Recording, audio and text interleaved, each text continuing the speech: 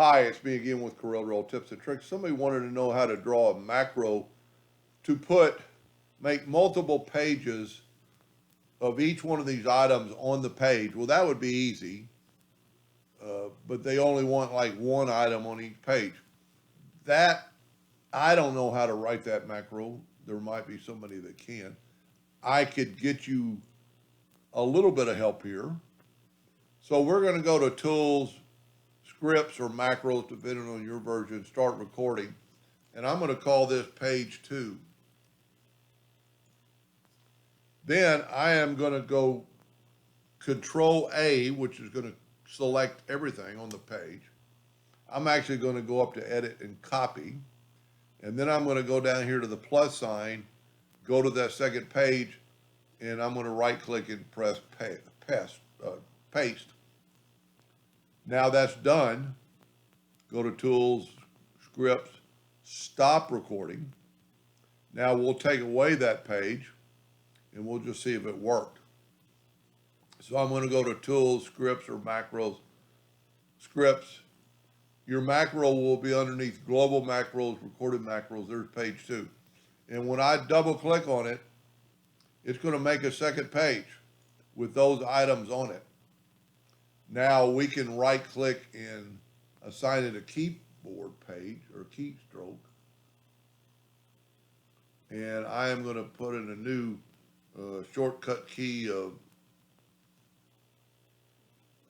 just trying to think of something, J. You can call it anything. And then say okay.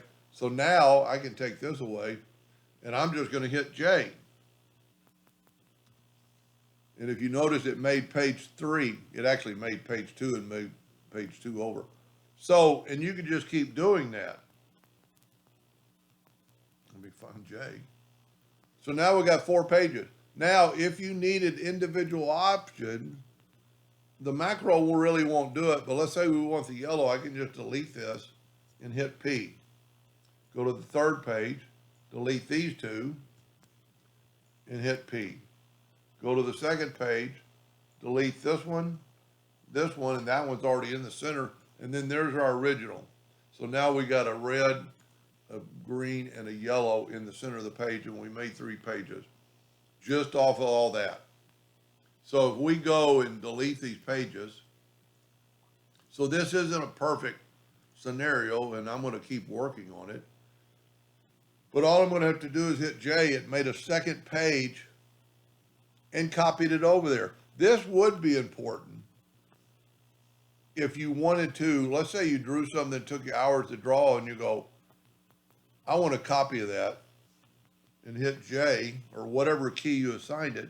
Then you could go back to page 1 and, change the colors and do anything you want, but it's not going to change anything else. So you go, I don't like that. I'm going to go back to my original, and there's your original. It is a pretty cool little macro. I don't think it's doing exactly what that person was asking. Anyway, I hope that helped a little bit, and thank you for watching.